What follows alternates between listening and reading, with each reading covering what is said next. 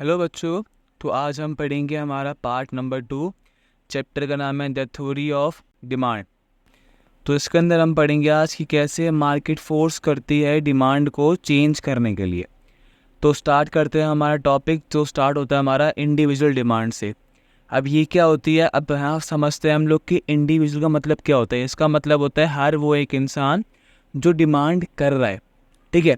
अब यहाँ पर क्या सीखेंगे हम लोग, यहाँ पर देखेंगे हम लोग कि कैसे हर एक इंसान की डिमांड पूरी की जाती है माइक्रो इकोनॉमिक्स के अंदर। तो उसका फर्स्ट पॉइंट पढ़ते हैं जो कि है प्राइस।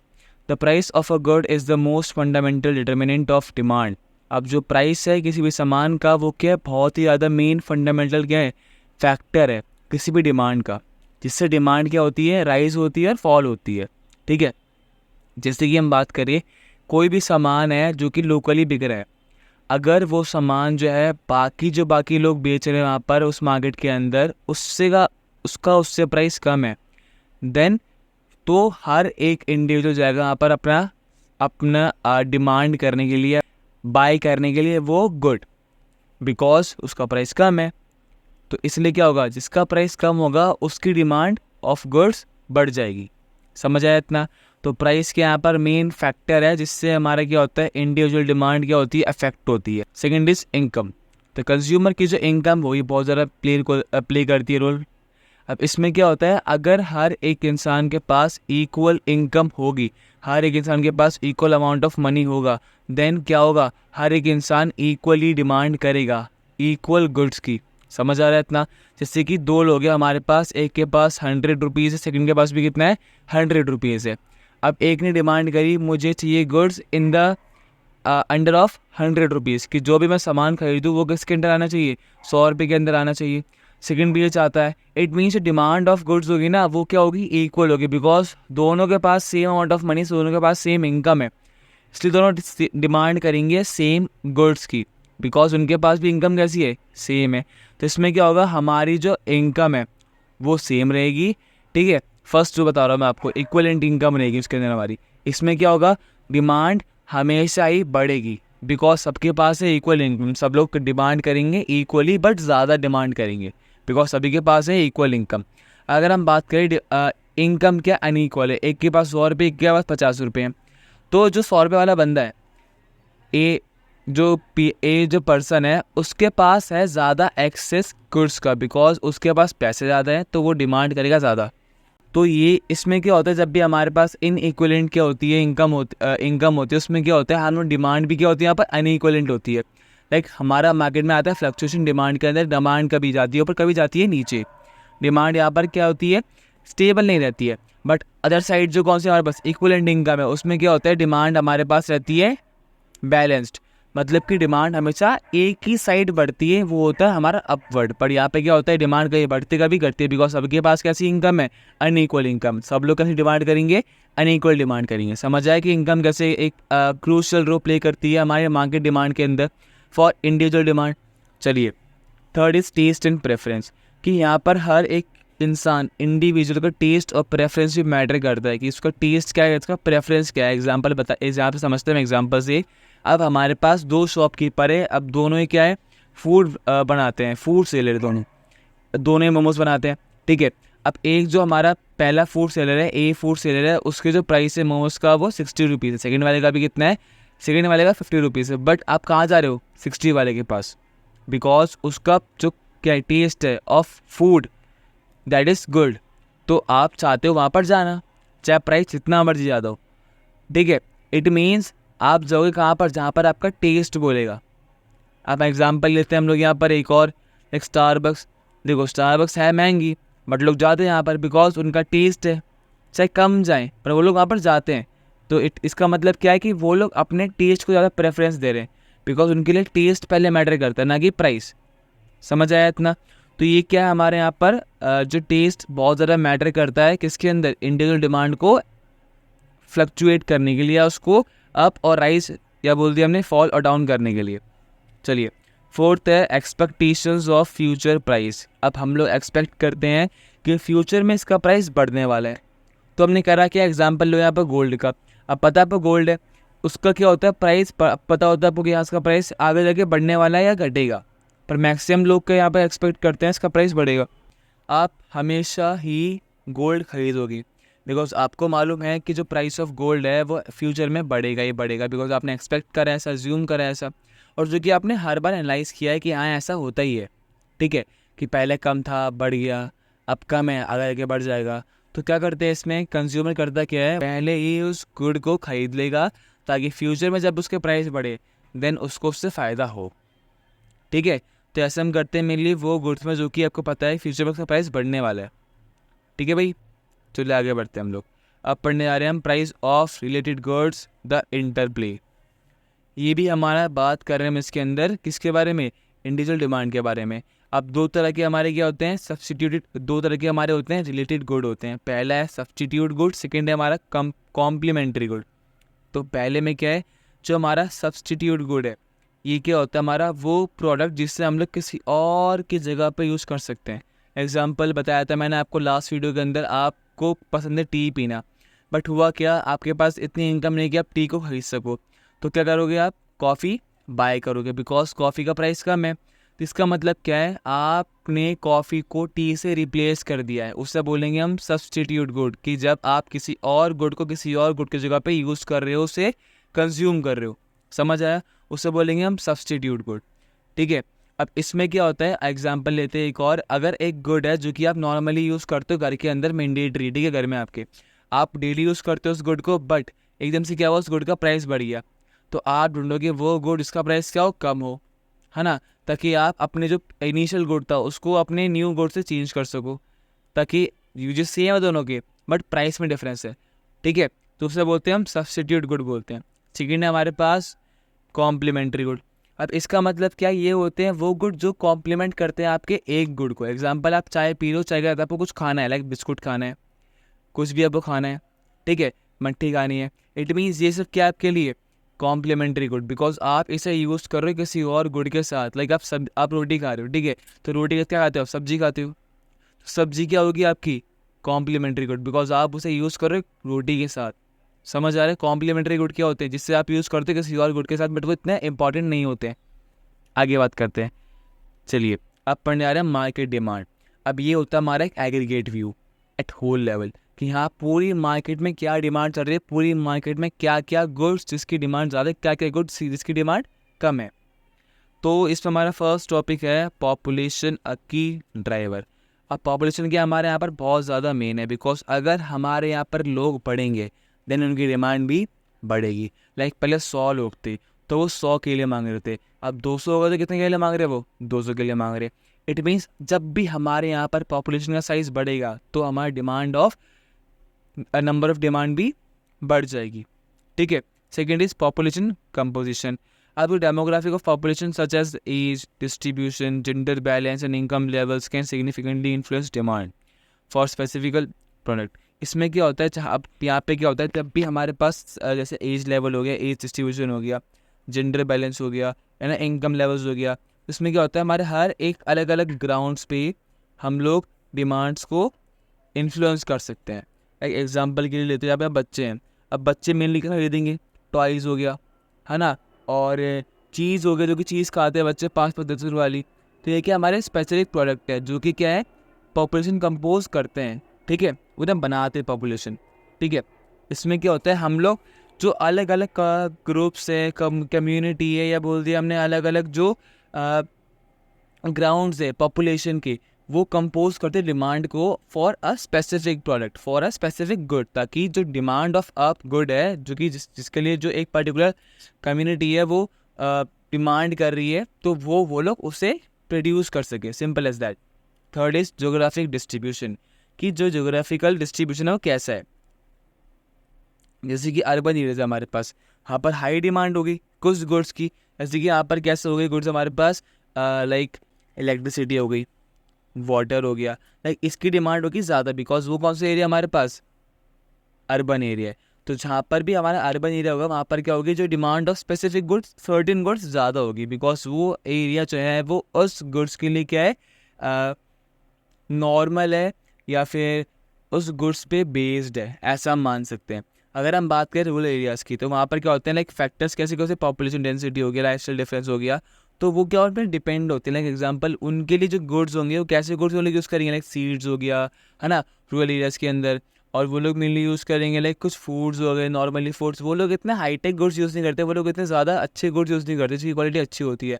पर अर्बन एरिया में क्या होता है, हम लोग बहुत अच्छी क्वालिटी की गुड यूज़ करते हैं जिसका प्राइस ज़्यादा कम हो सकता है।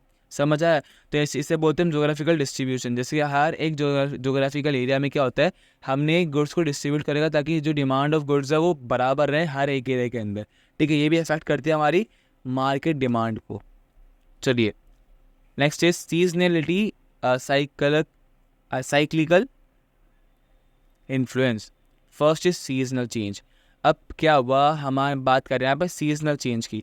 अब डिमांड ऑफ सर्टेन गुड्स जो है वो क्या होती है, हमेशा चेंज होती है for our seasonal pattern. Example अभी गर्मी चल रही है, ठीक है, तो अभी कैसे कपड़े बिकेंगे, जो क्या होंगे, बहुत पतले होंगे, थिक होंगे और हाफ होंगे, हल्की हाफ स्लीव्स होगी। बिकॉज अभी गर्मी है तो वो आप क्या चाहोगे कि आप बहुत ज़्यादा खुले कपड़े पहने जो हाफ स्लीव्स वाले हो, है ना। और फूड कैसे खाओगे आप, लाइक आप पी रहे हो यहाँ पर अभी कोल्ड ड्रिंक पी रहे हो, मतलब कोल्ड ड्रिंक मतलब इन द सेंस कि आप कोल्ड चीज़ें पी रहे हो, खा रहे हो, ताकि जो आप भी गर्मी है उससे वो एंड हो सके या आपको गर्मी कम लगे। ठीक है, तो इसलिए क्या ये क्या करती है, हमारी सीज़न से अफेक्ट करता है एक पर्टिकुलर सर्टेन गुड्स को, ताकि जो सीज़न है हमारा उस पर सिर्फ वही तरह की गुड्स बिके। अब हमने बात करी अगर ठंड आ गई तो क्या होगा, ठंड में हम लोग क्या करेंगे, थिक कपड़े नहीं पहनेंगे, मोटे कपड़े पहनेंगे, ब्लंट कपड़े पहनेंगे, ताकि जो हमारी ठंड है वो रुक सके। और हम क्या करेंगे उस टाइम पे, बहुत गर्म गर्म चीज़ें कंज्यूम करेंगे, लाइक टी हो गया, कॉफ़ी हो गया, लाइक ऐसी चीज़ें हम कंज्यूम करेंगे हमारी गर्मी में। तो जो डिमांड है हमारी इन कपड़ों की, इन गुड्स की, वो बढ़ जाएगी, कब, ठंड में बढ़ जाएगी। समझ आ रहा है इतना। और गर्मी में हम डिमांड किसकी बढ़ेगी, जो भी हमारी कोल्ड ड्रिंक्स होंगी, ठीक है, और पतले पतले थिक कपड़े होंगे, और उनकी डिमांड ही बढ़ जाएगी इसके अंदर। समझ आया इतना। तो ऐसे हमारा सीज़न इफेक्ट करता है हर एक गुड्स को अपने हर सीज़न के अंदर, पैटर्न के अंदर। Second is weather pattern. Extreme weather events can impact demand for certain goods. For instance, जैसे एग्जांपल लेते हैं हम लोग यहाँ पर, अ ड्रॉट में लीड टू हाई डिमांड। एक ड्रॉट हुआ जिसमें क्या होगा, एक वाटर कंजर्वेशन है, उसकी डिमांड बढ़ जाएगी, बिकॉज वहाँ पर क्या हो, सूखा पड़ चुका है ना, एक कुछ वेदर के चक्कर में वहाँ वेदर पैटर्न चेंज हुआ, तो वहाँ पर क्या पड़ेगा, ड्रॉट पड़ेगा। तो क्या होगा उसके बाद, वहाँ पर जो डिमांड होगी वाटर की वो बढ़ जाएगी, बिकॉज वहाँ पर वाटर है वो क्या है, सूख चुका है, वाटर वहाँ पर है नहीं, इसलिए क्या लोग डिमांड करेंगे वहाँ पर, सिर्फ और सिर्फ वाटर की डिमांड करेंगे। लाइक एग्जाम्पल लेते हैं, एक बार फेमाइन आ गया हमारा एग्जाम्पल, उड़ से फेमाइन आ गया, किसी जगह पे फेमाइन आ गया, तो क्या होगा वहाँ पर भुखमरी आ जाएगी, बिकॉज वहाँ पर हमारे पास पानी नहीं है ना। तो क्या होगा, उससे पानी नहीं है तो हम लोग ना कुछ उगा सकते हैं, है ना। तो क्या होगा, डिमांड ऑफ वाटर यहाँ बढ़ जाएगी, बिकॉज जो वहाँ पर क्या है, फॉर सम वेदर पैटर्न्स, उसकी वजह से क्या हुआ, हमारे यहाँ पर जो क्या है पानी है वो सब सूख चुका है, और लोगों के पास पानी नहीं है पीने के लिए और बाकी उसके लिए। तो वो लोग क्या करेंगे, अपने लिए वाटर को, अब अपने लिए वाटर की डिमांड करना स्टार्ट कर देंगे। तो एकदम से क्या होगा, फॉर वेदर पैटर्न की वजह से डिमांड ऑफ वाटर एकदम से बढ़ जाएगी, राइज हो जाएगी। Third is holiday seasons. Major holiday such as Christmas हो गया, ठीक है, Thanksgiving and Valentine's Day हो गया, कैन क्रिएट टेम्परेरी सर्जेस। इसमें क्या होता है, बहुत कम समय के लिए चेंज आता है। एग्जाम्पल वैलेंटाइंस डे आया, ठीक है, उसमें क्या टेडी डे होता है ना, रोज़ डे होता है, चॉकलेट डे होता है। तो उन दिन क्या होगा, जो डिमांड ऑफ चॉकलेट, टेडी है और रोज़ है वो बढ़ जाएगी, बिकॉज वो कैसा हमारे एक हॉलीडे है फॉर ऑफ वैलेंटाइन डे। तो क्या होगा, उस दिन जो डिमांड ऑफ सर्टेन गुड्स है, स्पेसिफिक गुड है, वो बढ़ जाएगी, बिकॉज उस दिन क्या होगा, उस चीज़ की डिमांड हाई होगी, बिकॉज लोग उसे गिफ्ट देंगे, थैंक्स गिविंग है लोगों की वो, दैट इज़ वे। और आगे बात करते हैं, एग्जाम्पल दिवाली आई, दिवाली के टाइम पे क्या होता है, बहुत सारी मिठाई बिकती है। तो मिठाई जो है, स्वीट्स है, वो क्या होगा, हमारा हॉलीडे सीजन्स में जो गुड्स बिकने वाली डिमांड इनकी होती है, तो वो होगी कौन सी, हमारी मिठाई, स्वीट्स होंगे। इसलिए जो हम फेस्टिवल सेलिब्रेट करते हैं उस टाइम पे जो भी चीज़ की डिमांड बढ़ रही है, इट मीन्स वो कैसे काउंट होंगे, हमारे हॉलीडे सीजन्स गुड काउंट होंगे, बिकॉज वो कब बढ़ रहे हैं, हॉलीडे सीजन्स में ही बढ़ रहे हैं उसकी डिमांड। चलिए नेक्स्ट टॉपिक है इनकम डिस्ट्रीब्यूशन। अब बताया मैंने लास्ट टाइम पढ़ा अभी ऊपर, तीन तरह से हमारी क्या होती है, दो तरह से होती है इनकम डिवाइड होती है। पहला इक्विटेबल, सेकंड है अनइवन। मतलब इक्विटेबल अब हम जो इनकम है उसे इक्वली बांट रहे हैं, अनइवन जब उसे हम इक्वली नहीं बांट रहे हैं। अब इक्वली बांटेंगे डिमांड बढ़ेगी, सबके पास सेम इनकम है, सब लोग सेम चीज़ की डिमांड करेंगे। अनइक्वल बांटेंगे तो लोगों की डिमांड क्या होगी, कहीं बढ़ेगी कभी घटेगी, कुछ स्टेबल नहीं रहेगी। ठीक है, इससे क्या होगा, जो हमारी सोसाइटी है उसमें क्या होगा, कुछ गुड्स की डिमांड बढ़ेगी, कुछ गुड्स की डिमांड कम होगी, है ना। तो क्या होगा, हमारी डिमांड है, जो मार्केट डिमांड है उसमें हो जाएगा इम्बैलेंस, बिकॉज सभी के पास अनइक्वल इनकम है तो वो लोग अनइक्वल डिमांड भी करेंगे।